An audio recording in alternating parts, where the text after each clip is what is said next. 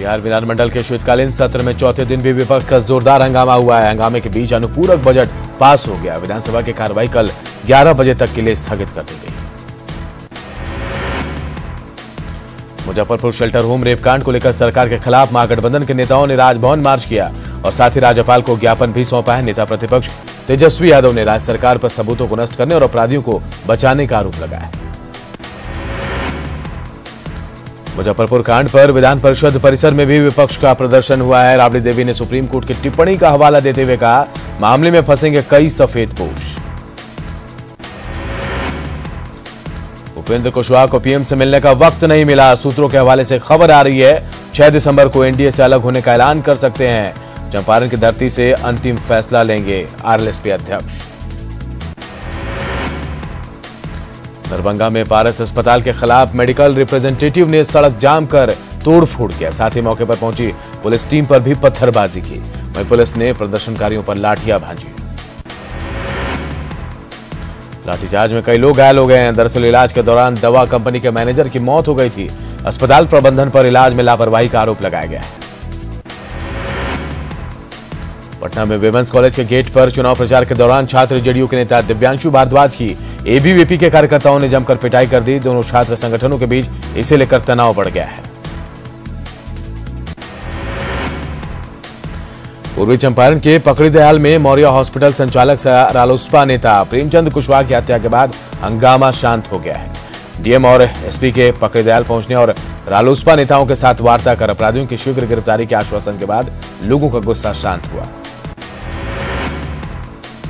प्रशासन के आश्वासन के बाद समर्थक प्रेमचंद कुशवाहा के शव को उनके पैतृक गांव मझार ले गए। आक्रोशित लोग आज सुबह से ही पकड़ीदयाल नगर के नेहरू चौक को अगजनी कर जाम कर दिया और शव के साथ प्रदर्शन कर रहे थे।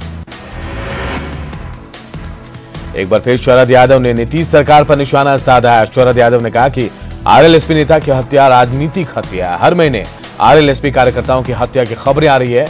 बिहार की राजनीति में ऐसा कभी नहीं हुआ था। बिहार में बिगड़ते लॉ एंड ऑर्डर को लेकर आरजेडी नेता ने पार्टी कार्यालय के बाहर एक दिवसीय धरना दिया और राज्य सरकार पर निशाना साधा। आरजेडी नेताओं ने कहा कि सूबे में हालात बिल्कुल खराब हो गए हैं और इसी वजह से राज्य सरकार को आगाह करने के लिए एक दिवसीय धरना दिया जा रहा है। अगर सरकार नहीं जगी तो जनता के जरिए सबक सिखाया जाएगा। वैशाली के महुआ में छात्रवृत्ति की राशि नहीं मिलने से नाराज छात्राओं ने स्कूल में जमकर हंगामा किया। नाराज छात्रों ने स्कूल में ताला जड़ दिया और प्रशासन के खिलाफ नारेबाजी की। भोजपुर पुलिस ने अपराध की योजना बना रहे 4 अपराधियों को गिरफ्तार किया। गिरफ्तार अपराधियों के पास से पुलिस ने एक देसी बंदूक, एक देसी कट्टा, 3 कारतूस और 2 बाइक बरामद की है। बेगूसराय में आज एक दर्दनाक सड़क हादसे में 2 लोगों की मौत हो गई। बताया जा रहा है कि एक पिकअप वैन ने 2 लोगों को इतनी जोरदार टक्कर मारी कि दोनों की मौके पर ही मौत हो गई। औरंगाबाद में मां की ममता एक बार फिर शर्मसार हुई। यहां सड़क किनारे एक नवजात लोगों को फेंका हुआ मिला। फिलहाल नवजात को अस्पताल में भर्ती कराया गया है। वैशाली के लालगंज में लोगों ने खरौना पंचायत के पंचायत सचिव योगेंद्र पासवान को जूतों की माला पहना दी और उन्हें काफी देर तक बंधक बनाए रखा। कटिहार में आजमनगर थाना क्षेत्र के दौलताबाग मुख्य सड़क पर बिजली के तार की चपेट में आने से एक ट्रक में आग लग गई, जिससे ट्रक धू-धू कर जलने लगा। ट्रक से कूदकर किसी तरह ड्राइवर ने अपनी जान बचाई।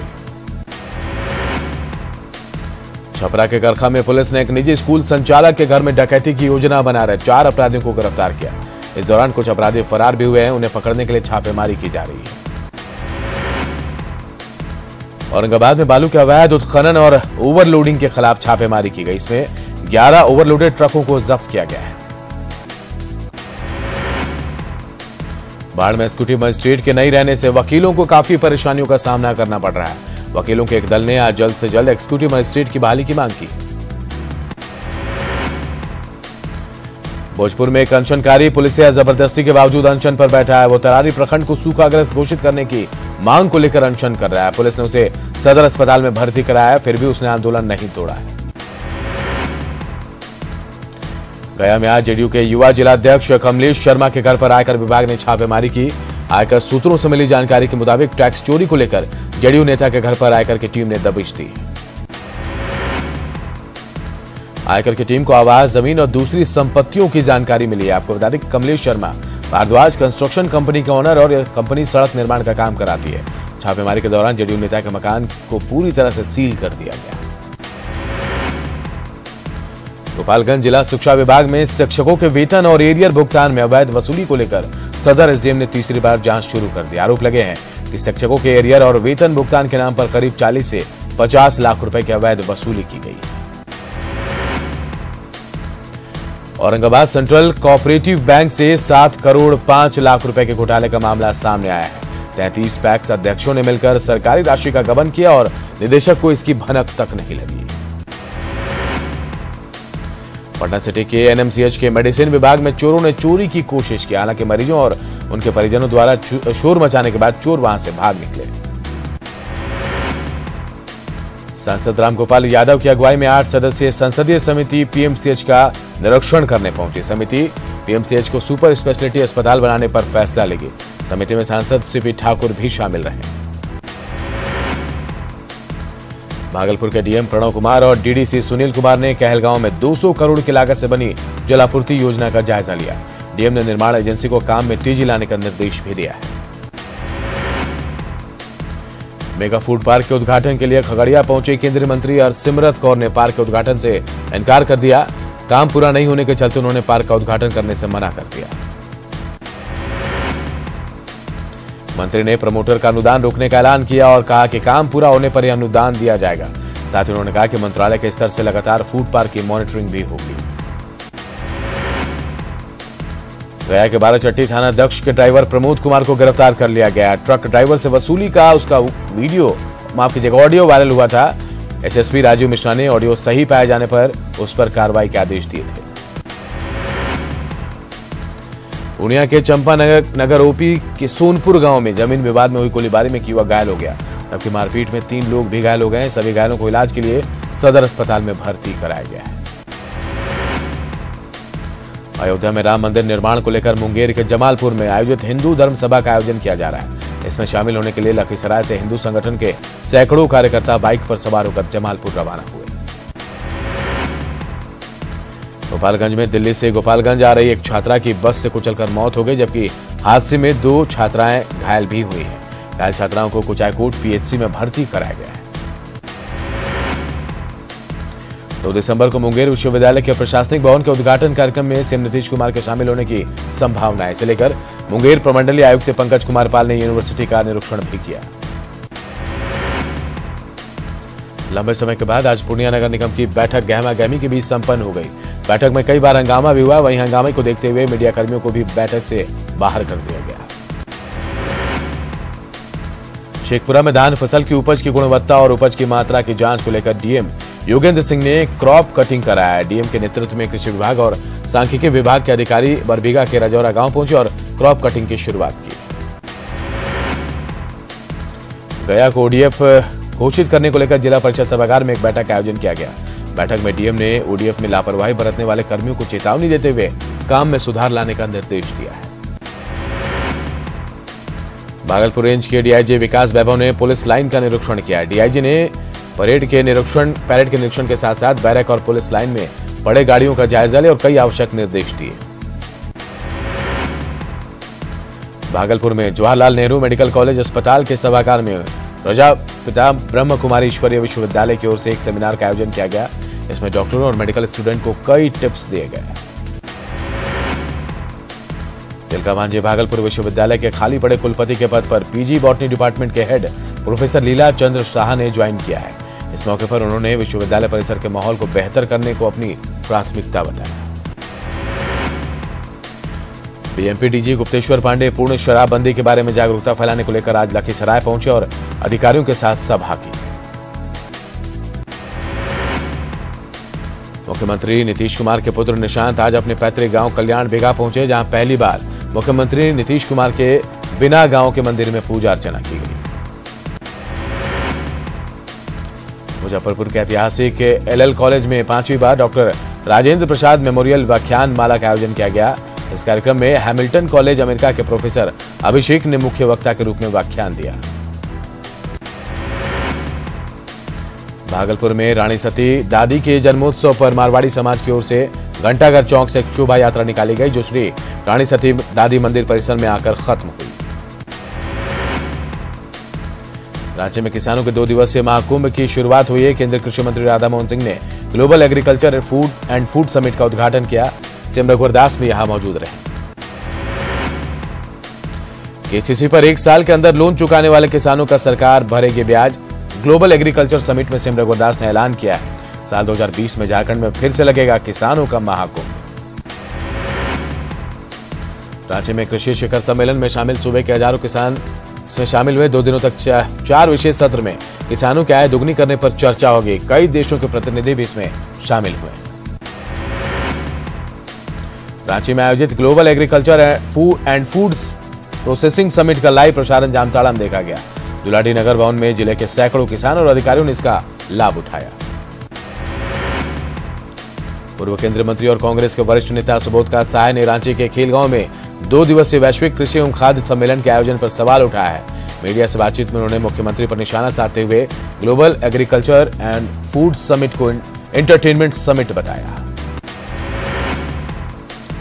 आदिवासी हित के लिए झारखंड रिफॉर्म पार्टी अब आम आदमी पार्टी से हाथ मिलाएगी। पूर्व सांसद सालखन मुर्मू ने इस बात का ऐलान किया। आदिवासी मामलों को लेकर 22 दिसंबर को दुमका में प्रस्तावित जनसभा में अरविंद केजरीवाल को बुलाने की कोशिश की जाएगी। धनबाद के इंडस्ट्रीज एंड कॉमर्स एसोसिएशन की ओर से बाघमारा विधायक डुल्लू महतो और उनके समर्थकों पर कोल लूडिंग में रंगदारी मांगने का आरोप लगाने के बाद बाघमारा विधायक डुल्लू महतो ने इस पर पलटवार किया है। इंडस्ट्रीज एंड कॉमर्स एसोसिएशन के अध्यक्ष बीएन सिंह के आरोपों पर पलटवार करते हुए डुल्लू महतो ने बीएन सिंह को लीगल नोटिस भेजकर 7 दिन के भीतर सफाई मांगी और साथ ही कहा, अगर वे बीएन सिंह की बातों से संतुष्ट नहीं होंगे तो उन पर वो मानहानि का मुकदमा भी करेंगे। झारखंड और बिहार के सीमावर्ती इलाकों में आतंक का दूसरा नाम नक्सली प्रशांत को पुलिस ने आखिरकार गिरफ्तार कर लिया। पलामू पुलिस के सहयोग से चतरा पुलिस ने मनातू के डंडार कला गांव से नक्सली प्रशांत को गिरफ्तार किया। गिरफ्तार नक्सली पर हत्या, पुलिस के साथ मुठभेड़, अगजनी, लेवी वसूली समेत दर्जनों मामले दर्ज है। गिरफ्तार नक्सली प्रशांत के पास से करीब 34,000 रुपए भी नकद बरामद किए गए। रांची पुलिस ने अरगोड़ा थाना क्षेत्र से हथियार समेत 2 अपराधियों को गिरफ्तार किया। पुलिस ने उन्हें उस वक्त पकड़ा जब एक नर्सिंग होम के पास ये लोग हथियार चमका रहे थे। उनके पास से पुलिस ने एक कट्टा भी बरामद किया है। पश्चिमी सिंहभूम जिला परिवहन विभाग की ओर से वाहन चेकिंग अभियान चलाया गया। इस अभियान के तहत परिवहन विभाग ने कई गाड़ियों के कागजातों की जांच की, जिसके बाद वो हाईवा को जब्त कर लिया गया। जमशेदपुर के ओलीडी में एक झोला छाप डॉक्टर के करतूत से एक महिला की मौत हो गई। परिजनों की माने तो संकोसोई रोड नंबर 1 में झोला छाप डॉक्टर प्रमोद कुमार ने एक महिला को पेट में दर्द की शिकायत होने पर 3 इंजेक्शन दिए थे। इंजेक्शन देने के बाद ही महिला की तबीयत बिगड़ने लगी। महिला को टीएमएच लाने के बाद उसे टीएमएच में मृत घोषित कर दिया गया। महिला की मौत के बाद ही झोला छाप डॉक्टर अपनी क्लिनिक लाइफ केयर बंद करके फरार हो गया। डॉक्टर की गिरफ्तारी के लिए छापेमारी की जा रही है। रांची में जल्द ही भारत सरकार की ओर से सीआरसी यानी कंपोजिट रीजनल सेंटर की स्थापना की जाएगी। इसके लिए आज जमीन का निरीक्षण किया गया। एक तरफ गोड्डा सूखाग्रस्त जिला घोषित है तो दूसरी ओर अनाज के लिए यहां के लोगों को तरसाया जाता है। ऐसे में राशन डीलरों के खिलाफ ग्रामीणों ने हल्ला बोल दिया है।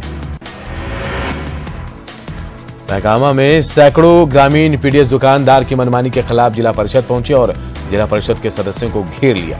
ग्रामीणों ने अशफाक नाम के डीलर का लाइसेंस रद्द करने की मांग की। चाईबासा के चिकपानी एसीसी सीमेंट प्लांट प्रबंधन को रैयतों ने नौकरी और मुआवजा नहीं देने पर आंदोलन की चेतावनी दी। उन्होंने कहा, अपने हक अधिकार के लिए उन्हें प्लांट बंद करना पड़ा तो इसके लिए भी वो तैयार है। सिमडेगा के कोलेबिरा विधानसभा उपचुनाव में झारखंड पार्टी प्रत्याशी मेनो नेक्का ने नामांकन किया है। मेनो नेक्का आज नामांकन करने समाहरणालय पहुंचे और अपना नामांकन पत्र भरा। पाकुड़ में एसपी के निर्देश पर ताबड़तोड़ कार्रवाई की गई। अभियान चलाकर 70 से अधिक मवेशी और 12 बोरा कोयला के साथ 5 मोटरसाइकिल जब्त किया और साथ ही 5 कोयला तस्कर और 4 पशु तस्कर को पकड़ा गया है। लोहरदगा के अरकोसा नवा टोली स्थित कुएं में लापता युवक का शव मिला है। युवक दोस्तों के साथ पार्टी मनाने कोयल नदी तट पर गया था। उसके बाद से वो लापता था। परिजनों ने हत्या की आशंका जाहिर की है। चाईबासा में थाने से फरार कैदी का शव मिला है। चक्रधरपुर थाने से 24 नवंबर को हथकड़ी खोलकर भागा कैदी नदी में कूद गया था। 5 दिन बाद उसका शव नदी में तैरता हुआ मिला। रांची में आज आयकर विभाग की दबिश देखने को मिली। राजधानी के रामप्यारे हॉस्पिटल और संचालक के घर पर आईटी की टीम ने सर्वे किया। आयकर की टीम डॉक्टर के घर और क्लिनिक पर एक साथ गई। जानकारी के मुताबिक आयकर विभाग को कई अहम जानकारियां मिली हैं।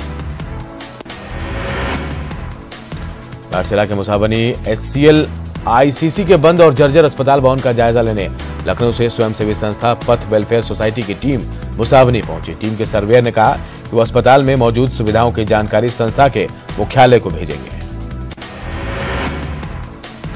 पलामू के चैनपुर में एक नशेड़ी पति ने अपनी पत्नी की टांगी से काटकर हत्या कर दी। मृतक के पुत्र के बयान के आधार पर पति के खिलाफ चैनपुर थाने में मामला दर्ज कराया गया, जबकि आरोपी पति फरार है। गोड्डा के राजा भिट्ठा थाना क्षेत्र के लीलातरी गांव में सड़क हादसे में ग्रामीण डॉक्टर बीरबल पंडित की मौत हो गई। बीरबल पंडित पहाड़िया इलाके में इलाज करता था और इलाज में उसका अच्छा नाम था।